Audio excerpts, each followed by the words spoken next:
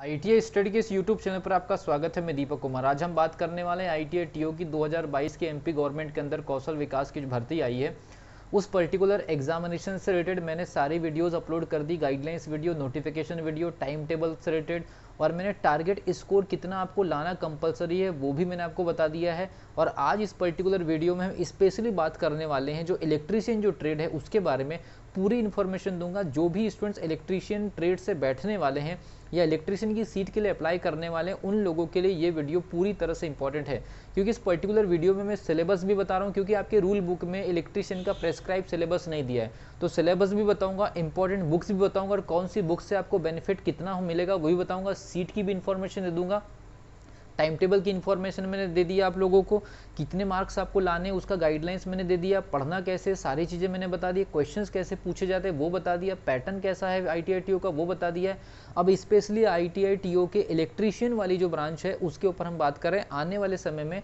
हम सारी के सारे जितने भी ट्रेड्स है सबके वीडियोज़ में आप जारी करने वाला हूँ। तो आज हम आईटीआई इलेक्ट्रीशियन के जो मतलब इलेक्ट्रीशियन ट्रेड के लिए जो स्टूडेंट्स अप्लाई करने वाले हैं उनके लिए पूरी इन्फॉर्मेशन देने जा रहा हूँ। सिलेबस की भी जानकारी दूँ, कहाँ से कितना पढ़ना है, कौन सी बुक से पढ़ना है, सब कुछ बताऊंगा। तो अगर आप इस चैनल पर नए हैं तो चैनल को सब्सक्राइब कर लीजिए, बेल आइकन को प्रेस कर लीजिए। साथ ही मैं आपको बता दूं कि सारे ट्रेड में कुछ कॉमन टॉपिक्स होते हैं टेक्निकल में, खास तौर पर इलेक्ट्रिक वाले पोर्शन जो हर किसी ट्रेड से रिलेटेड है, तो उन पर्टिकुलर टॉपिक्स की वीडियोस भी मैं इस चैनल पर अपलोड करने वाला हूं। तो इस चैनल को सब्सक्राइब करिए, बेल आइकन को प्रेस करिए और काफ़ी सारे स्टूडेंट्स से शेयर करिए। अगर मुझे ऐसा लगेगा कि वीडियोज़ मुझे देनी है पढ़ाई की, लेक्चर्स की, तो मैं दूंगा। अगर ज़्यादा सपोर्ट आप लोग का रहेगा तो ज़रूर मैं आप लोगों के लिए बेसिक कॉन्टेंट भी प्रोवाइड करूँगा।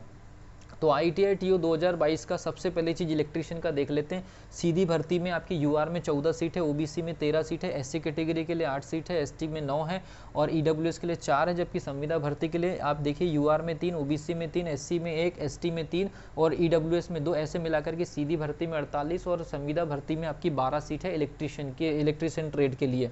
तो सीट की जानकारी हो गई। इस पर्टिकुलर ट्रेड में अगर आपको अपनी एग्जामिनेशन निकालनी, अच्छा स्कोर लेकर के आना है, तो मैं टेक्निकल के बारे में बता रहा हूँ। आगे जाकर के नॉन टेक्निकल का एक अलग वीडियो डाल दूंगा मैं, सबके लिए कॉमन होगा। तो स्टडी मटेरियल के लिए सबसे ज़रूरी चीज़ क्या है, आईटीआई इलेक्ट्रीशियन के बेसिस पर पेपर बनने वाला है। पहली चीज़ तो मैं बता रहा हूँ, अगर आप एक बी स्टूडेंट हैं या पॉलिटेक्निक स्टूडेंट है, आईटीआई स्टूडेंट है, आपको पहली चीज़ बता दूं कि सारे के सारे जो क्वेश्चन बनेंगे वो आईटीआई लेवल के बनेंगे। तो आप भले आपकी स्टडी लेवल बी ही, लेकिन आपको इन पर्टिकुलर बुक से आपको ज़्यादा बेनिफिट मिलने वाला है। तो सबसे पहली चीज़, एक बुक होती है एमएल अनवानी की, एके मित्तल, एमएल अनवानी ज्वाइंट, ये आपके जो राइटर्स हैं, ये वाली बुक आपको पढ़नी, कितना फ़ायदा मिलेगा वो भी बताने जा रहा हूँ। तो एमएल अनवानी की बुक अब देख लीजिए अगर आपके पास अवेलेबल हो तो।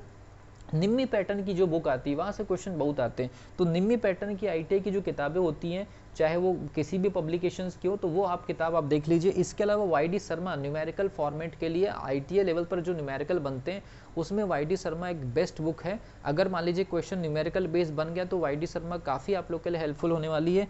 इसके अलावा पीएस ढोंगल, कुछ ऐसे टॉपिक है जो मार्केट में किसी बुक्स में अवेलेबल नहीं, टफ टॉपिक है। हो सकता है इस पर्टिकुलर बुक से आपको 4 से लेकर के 10 क्वेश्चन के बीच में बेनिफिट मिले। अगर पेपर टफ बन गया तो फिर पीएस ढोंगल जैसे किताबों से बनेंगे जो कि ज़्यादा लोग पढ़ाते नहीं हैं या स्टूडेंट के पास अवेलेबल नहीं होती है। पिछले जो एमपीबी में जो पेपर वगैरह बने थे उस पर्टिकुलर पेपर में पीएस ढोंगल का काफ़ी रोल रहा था, इसलिए मैं यहाँ पर सजेस्ट कर रहा हूँ। अगर आपके पास में नहीं है तो कोई प्रॉब्लम नहीं है, लेकिन अगर आपकी कैपेसिटी परचेस करनी है, आपको फ्यूचर में काम आएगी ऐसा लगता है, तो पीएस ढोंगल देख लीजिए। उसमें की कुछ यूनिट बड़ी इंपॉर्टेंट है जो हर एक बुक में उसका उतना अच्छा एनालिसिस नहीं दिया जो पीएस ढोंगल में दिया हुआ है।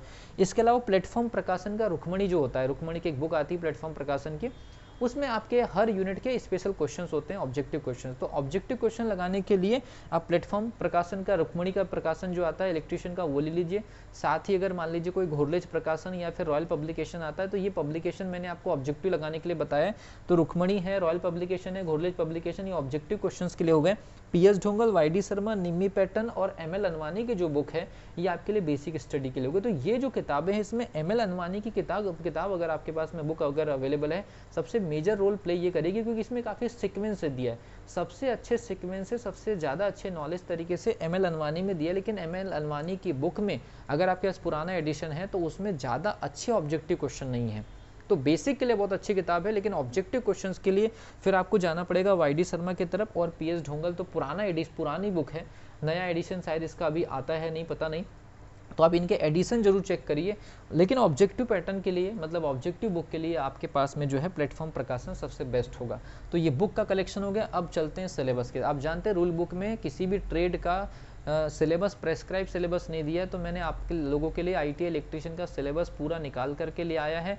और इस पर्टिकुलर सिलेबस को मैंने पार्ट में डिवाइड किया, कहाँ से कितने नंबर का स्कोरिंग हो सकता है, सारा चीज़ आप लिख लीजिए और इन बुक से आप उन टॉपिक को क्लिक कर लीजिए और पढ़ना स्टार्ट कर दीजिए। इसके अलावा आपको कुछ और नहीं चाहिए, सारी इन्फॉर्मेशन हो गई। इस वीडियो के बाद इलेक्ट्रीशियन के स्टूडेंट्स को या तो मेरे तरफ से लेक्चर्स मिलेंगे, उनसे भर फायदा मिलेगा, या तो फिर आप पढ़ना स्टार्ट कर दीजिए। अब इसके अलावा आईटीआई इलेक्ट्रीशियन के स्टूडेंट्स के लिए मेरे तरफ से अगर कुछ मिलेगा तो वो केवल बेसिक लेक्चर्स ही मिल सकते हैं, जो कि कुछ बेसिक टफ टॉपिक के ऊपर होंगे। लेकिन इसके अलावा अब मुझे आईटीआई इलेक्ट्रीशियन के ऊपर कुछ नहीं बोलना है, ठीक है, अभी गाइडलाइंस के रूप में, बाकी लेक्चर के रूप में कंटेंट आपको प्रोवाइड करूंगा।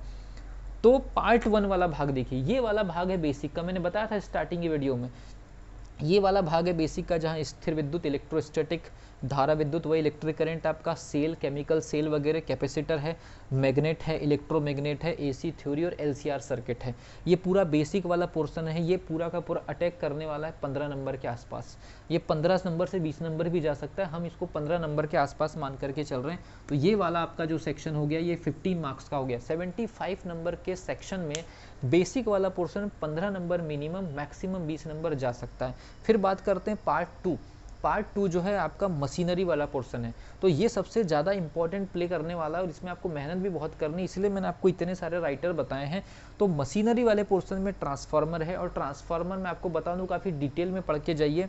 जनरेटर है, मोटर है, वाइंडिंग है, वायरिंग है, इसके अलावा इंस्ट्रूमेंटेशन मतलब मापन है, ट्रांसमिशन, जनरेशन ट्रांसमिशन दोनों। इसके अलावा जनरेशन ट्रांसमिशन वाले पोर्शन से भी क्वेश्चंस वगैरह आने के पूरे चांसेस हैं। वाइंडिंग वायरिंग से भी क्वेश्चन बहुत ज़्यादा आ सकते हैं। जनरेटर, ट्रांसफार्मर, इसके अलावा इनके पूरे के पूरे टाइप्स आपको पढ़ना है। मोटर के टाइप्स आपको पढ़ना है बाकायदा, आपको 3 phase, single phase, AC motor, DC motor, जितनी भी टाइप की मोटर्स है, जनरेटर के टाइप्स, मोटर के टाइप्स, ये सारे के सारे आपको वेराइटीज़ पढ़नी है। और इनकी परफॉर्मेंस, उनके कैरेक्टरिस्टिक्स, उनके न्यूमेरिकल, उनके ग्राफ, उनके बनावट, उनकी क्रियाविधि, उनकी मैकेनिज्म, उनके वोल्टेज, उनके इलेक्ट्रिक करंट, उनकी पावर रेटिंग, उनकी रेटिंग, इस प्रकार से उनकी कॉस्टिंग, ये सारी चीज़ें आपको पढ़नी पड़ेगी इन मशीनरीज के अंदर। मैं आपको वेराइटीज़ बता रहा हूँ इस प्रकार से। इसके अलावा पार्ट, तो ये वाला जो पोर्शन है ये सबसे ज़्यादा इंपॉर्टेंट पोर्शन है आप लोगों के लिए, और ये लगभग आपका 25 प्लस चले जाएगा, ज़्यादा जा सकता है, क्योंकि अगर पेपर को टफ बनाए, कंपटीशन क्रिएट करना है तो मशीनरी, क्योंकि हर किसी से बनता नहीं है ये वाला स्लॉट, तो 25 मार्क्स का आपका मशीनरी में सारी चीज़ें मैंने डाल दी, हालांकि ट्रांसमिशन, जनरेशन सब हो गया है, तो मशीनरी हम मान ले रहे हैं सब चीज़ को। फिर बात करते हैं पार्ट 3। पार्ट 3 में टूल्स, प्रैक्टिकल नॉलेज, प्रैक्टिकल में जो हम टूल्स इस्तेमाल करते हैं उनके नाम, उनका उपयोग, या उनके सिंबल, उनके कोड होते हैं, उनके सिंबल्स वगैरह होते हैं। फिर जब हम प्रैक्टिकल्स करते हैं तो हर एक प्रैक्टिकल्स के लिए, हर एक टूल्स के लिए सुरक्षा सावधानियों के भी कुछ कोड होते हैं। इसके अलावा ल्यूमिनस इंटेंसिटी, क्योंकि आज के समय में इलेक्ट्रिसिटी का उपयोग प्रकाश में काफ़ी ज़्यादा हो रहा है, लाइट इफेक्ट में ज़्यादा हो रहा है, तो ल्यूमिनस इंटेंसिटी वाली एक यूनिट है, देख लीजिए 2-4 क्वेश्चन, 1-2 क्वेश्चन वहाँ से भी बन सकते हैं। तो टूल्स है, प्रैक्टिकल्स है, प्रैक्टिकल से संबंधित कोड है, सुरक्षा सावधानियाँ हैं, ये सारी की सारी मेथड है, प्रिकॉशंस वगैरह। यहाँ से ये मान करके चलिए कि लगभग आपको 5 क्वेश्चन का सीधा फायदा हो सकता है। अगर हम इसको ऐड करें तो 25 और ये आपके 15 हो गए, लगभग 40 और 5 45। मैं ये मान करके चल रहा हूँ कि मशीनरी में और नंबर ऐड हो सकते हैं 10, वो 25 से लेकर के 35 तक जा सकता है, और वो 5 नंबर वहाँ तक जा सकता है। तो लगभग ये मान करके चलिए, मैं ऐसे थोड़ा बहुत इसमें नंबरों का थोड़ा बहुत हेर फेर हो सकता है। 5-5 नंबर अगर हम ऐड कर दें दोनों में तो वो 20 तक जा सकता है, और ये 30 तक जा सकता है, और ये 5 नंबर का ये वाला सेक्शन कुल मिलाकर के मान चलिए कि 60 नंबर का ये वाला पोर्शन पार्ट 3 हो गया आपके 60 नंबर का। मैं आपको ऐसा कम नंबर इसलिए बता रहा हूँ कि पेपर में उलटफेर होगा, अगर हुआ तो क्या होगा। अगर ये 25 और ये 15 आपके 40 और 5 45, तो फिर आप बोलेंगे 30 नंबर का क्या इलेक्ट्रॉनिक्स पूछा जा सकता है। अगर पेपर मल्टीपल शिफ्ट में हुआ और पेपर बनाने वाले ने कंपटीशन को एक अलग लेवल पर ले जाने की कोशिश की है, तो ये मान करके चलिए कि इलेक्ट्रॉनिक्स को हिट कर सकते हैं बड़े लेवल पर। इसके लिए आपको पहले से तैयार रहना पड़ेगा। बेसिक इलेक्ट्रॉनिक्स आपको पढ़नी पड़ेंगी, डिजिटल इलेक्ट्रॉनिक्स आपको पढ़नी पड़ेगी, बेसिक जो इलेक्ट्रॉनिक्स के जो सर्किट होते हैं आपके एम्पलीफिकेशन वगैरह मेथड, उसमें बहुत सारे हैं आपके, CRO CRT, जितने भी टाइप्स के आपको इलेक्ट्रॉनिक सर्किट पढ़ने को मिलते हैं, इलेक्ट्रॉनिक डिवाइसेस के बारे में आपको पढ़ने को मिलते हैं, वो जरूर पढ़िए। लॉजिक गेट की परफॉर्मेंस टेबल और बुलियन अलजेब्रा, जो लॉजिक गेट हमारे बनते हैं वो बुलियन अलजेब्रा के बेसिस पर बनते हैं। तो बुलियन अलजेब्रा, लॉजिक गेट और हर एक लॉजिक गेट का परफॉर्मेंस इलेक्ट्रॉनिक सर्किट में, हर एक इलेक्ट्रॉनिक सर्किट से बनने वाले डिवाइस की परफॉर्मेंस, उनकी मैकेनिज्म, सब कुछ, और ये आपकी बेसिक इलेक्ट्रॉनिक्स। तो ये पूरा का पूरा पोर्शन हम इसको मिनिमम रेटिंग 15 की दे रहे हैं। लेकिन ये 15 वाला अगर 25 पर चला गया तो फिर पेपर में आपकी उम्मीद से पेपर अलग बनने वाला है। तो इसके लिए पहले से तैयार रहना है। ये 25 और ये आपका 15 और ये 15 लगभग ये आपके हो जाते हैं 55 और ये आपके 5 हो गए कितने 60 नंबर। अब बचा हुआ जो 15 नंबर है, ये 15 नंबर का जो सेक्शन है वो क्या पूछेगा मुझे नहीं पता, ये किसी को भी पता नहीं होगा। तो जिन इसके लिए बोलते हैं basic electrical general awareness. Basic electrical general awareness का मतलब कोई तार के बारे में आपसे पूछ ले, मतलब वो किसी भी पूरे सिलेबस में कहीं से भी हो सकता है।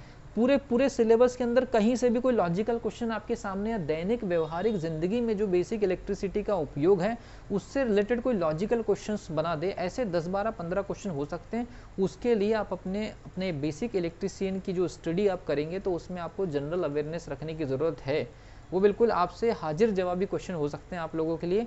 तो उसमें आपको लॉजिक, आपका बेसिक कॉन्सेप्ट, हमारे डेली लाइफ की रूटीन में बेसिक इलेक्ट्रिसिटी का कहाँ कौन सी डिवाइस में कैसे उपयोग हो रहा है, ऐसे कोरिलेट करके क्वेश्चन पूछने की संभावना भी आजकल है। तो ये मैंने आपको पूरा बुक्स का बता दिया, सिलेबस का बता दिया, सीट का बता दिया, कट ऑफ को लेकर के मैंने पहले बता दिया, टारगेट मैंने आपके सामने सेट कर दिया, टाइम टेबल मैंने बना दिया है, पढ़ने की अप्रोच मैंने बता दिया, कितना फॉर्मूला, कितना थ्योरी, कितना एनालिसिस, कितने ग्राफ, एवरीथिंग इज ओके।